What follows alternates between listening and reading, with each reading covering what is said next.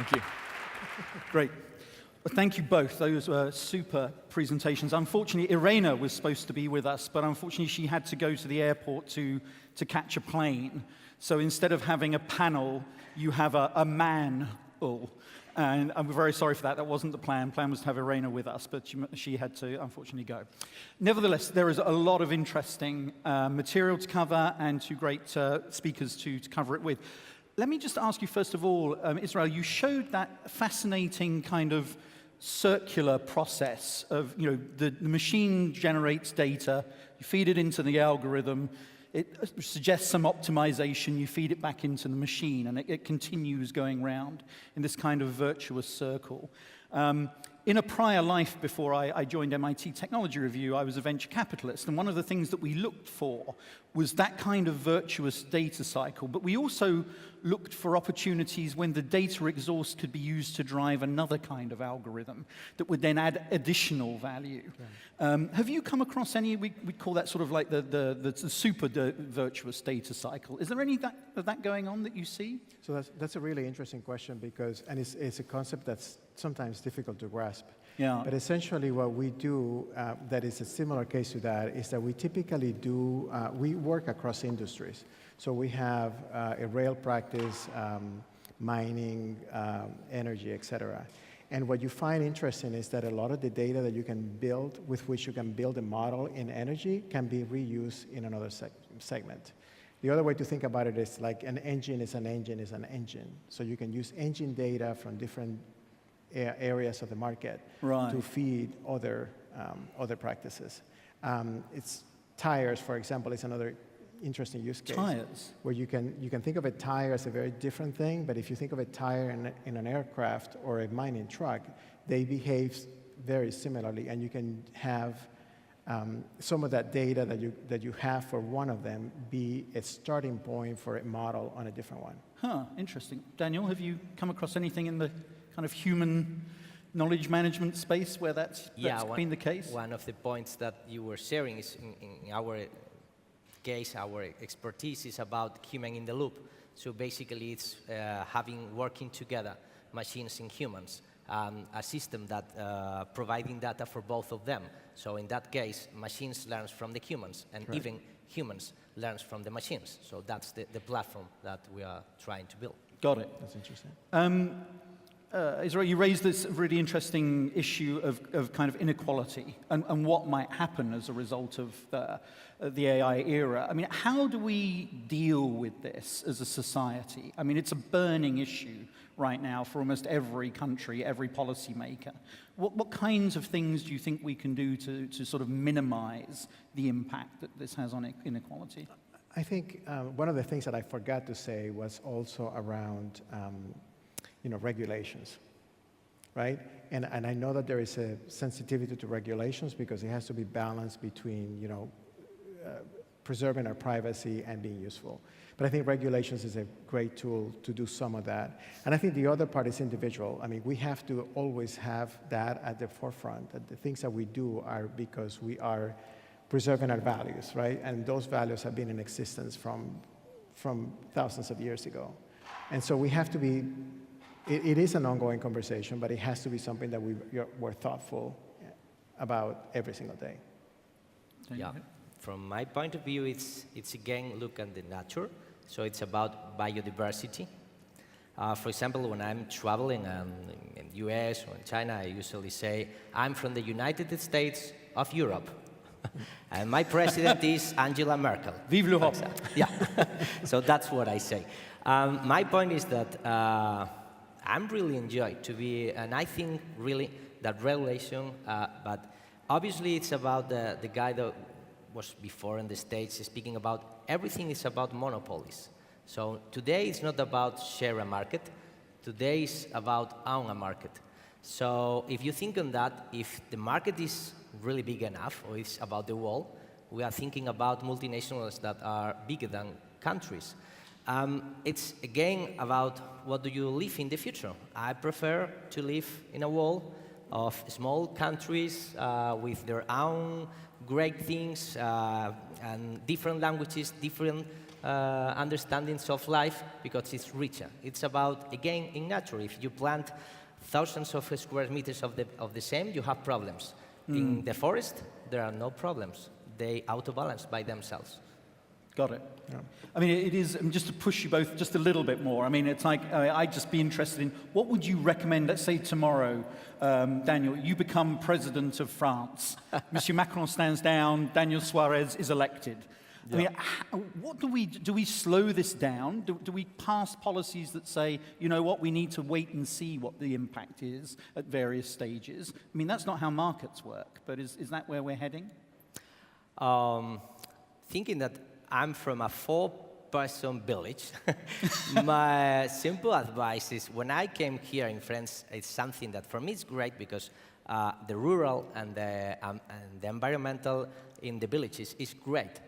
There is no gap between cities and the rural area. For me, the future is when we build cities in the beginning, cities like a cell. So a city, the humans, we design cities to protect ourselves from the outside people. Today, I think that the city is the problem. The tumor, the cancer, is inside of the city. Too much people inside of the same cell. So go back to the forest. It's awesome. I hope the mayor of Toulouse isn't here. Sorry. I would say, at least in the US, the way that regulatory works is that there's a new technology that comes to the forefront, and then the technology is going to be used in all kinds of different ways. Eventually, the vision will become of what's a proper use of that technology, and then you start adjusting, just like you do with machine learning, right? You start adjusting one thing or the other. And you saw that in California this week with the internet policies, et cetera. So I think that's part of the process. The other part of the process, I think, is what I mentioned, is that the technologists themselves. I mean, we have to be very aware that when we look at data, we're looking at data that is not biased, right? That's something that we can control. And then, you know, there's a whole army of social ethicists that are looking at this problem and trying to come up with. But I think it's great that people like you come on stage at a conference like this because we need to educate policymakers. They're not experts in the technology, so they might not see the kind of stages. They just see good or bad. They see bad or good. Usually bad. And so I think there is a real sort of need to do that.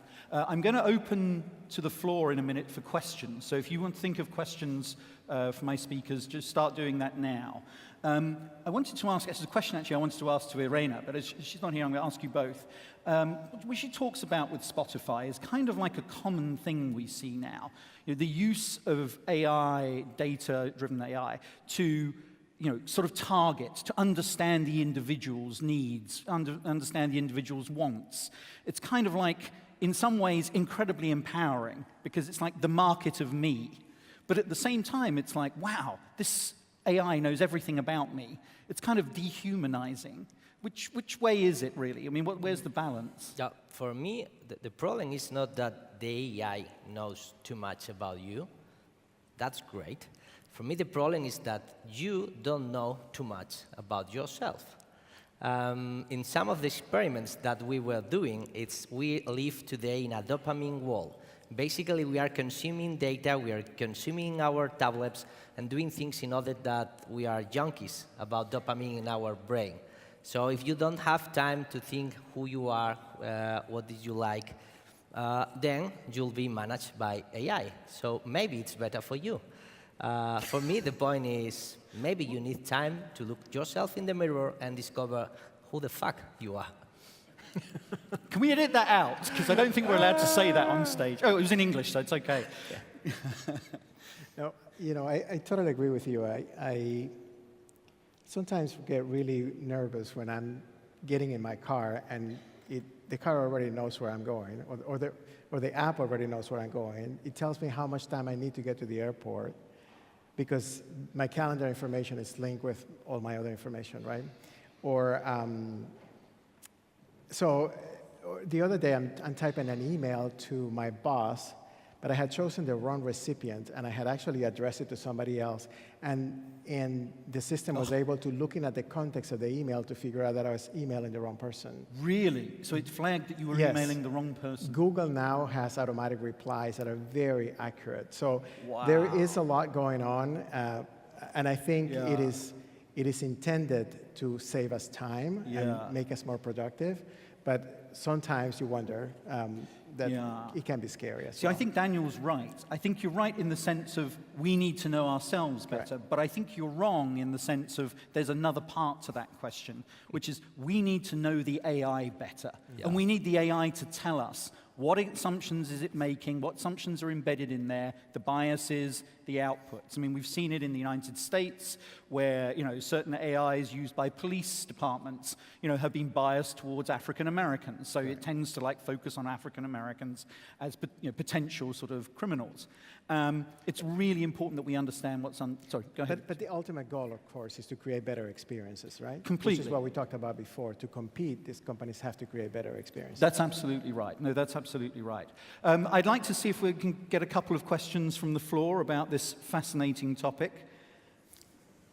We can do another shout of Toulousain if you need, but I think it'd be better if we... Is there anybody who'd like to ask a question?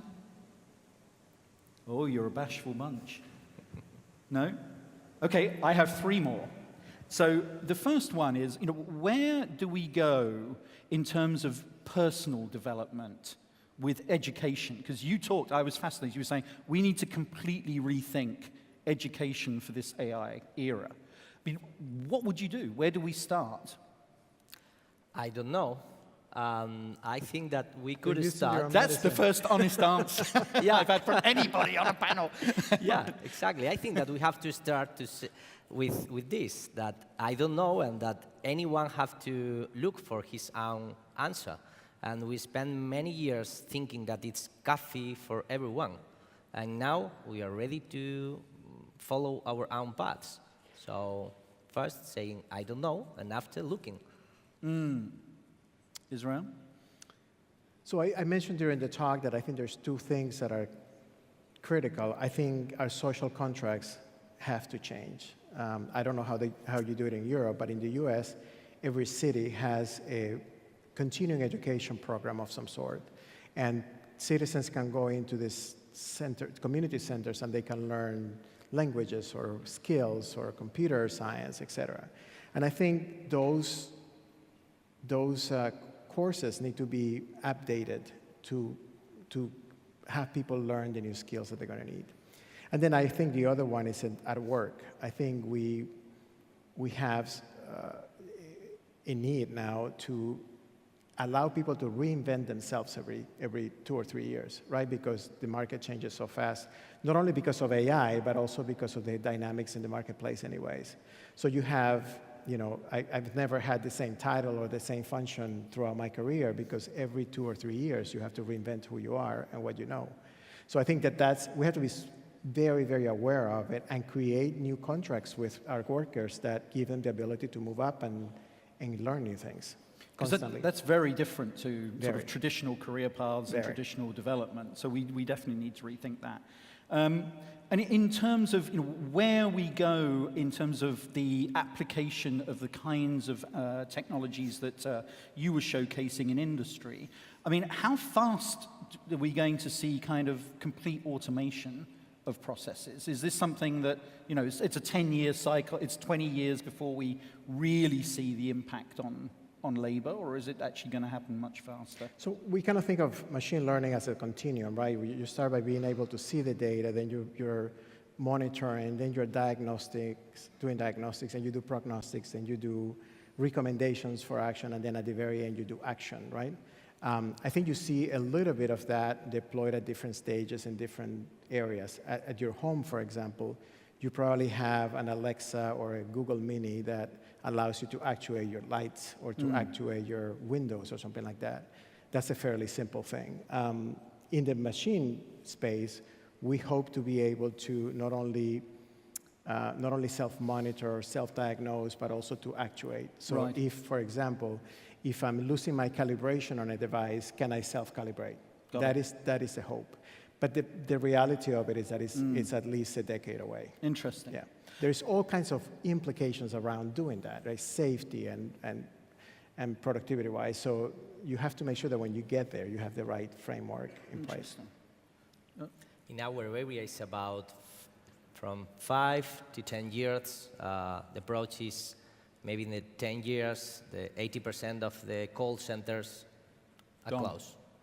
And lost. As simple as that. Yeah. When, one of the measures that we got is that providing people answers to their questions.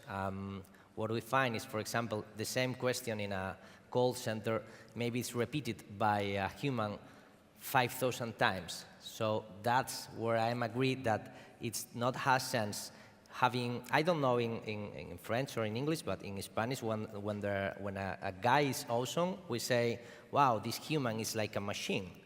And when a machine is awesome, we say, wow, this machine looks human.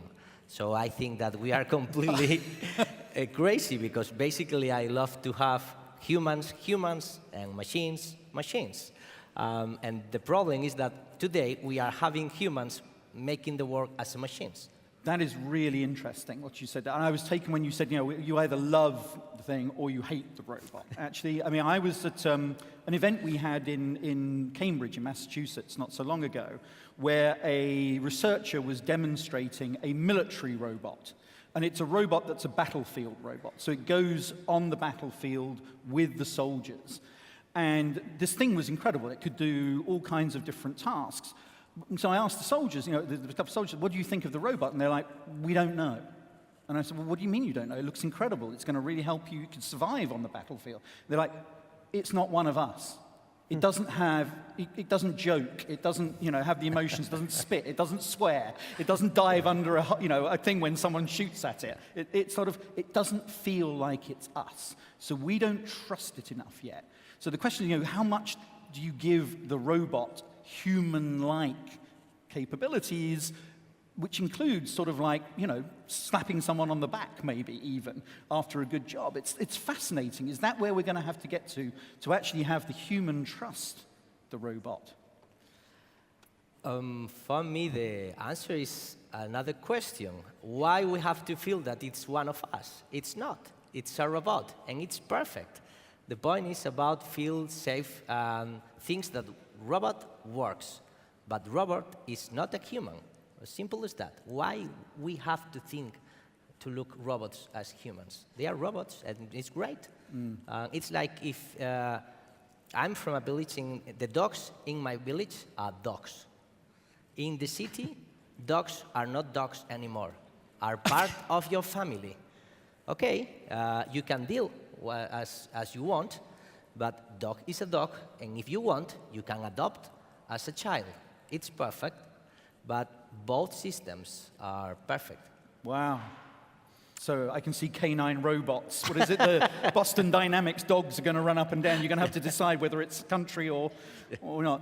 And any thoughts? You know, I go back to my argument about the perfect situation is when you have the two things working in harmony, right?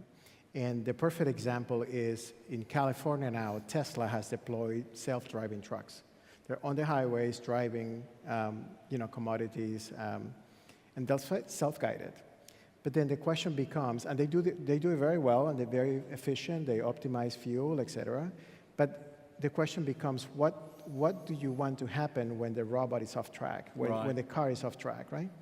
At that point, you need a human to be able to intervene and save the, recover from that situation. Yeah. So I think ultimately, we just have to continue to think about this as a combination of the two skills, and the two of them combined are very, very strong.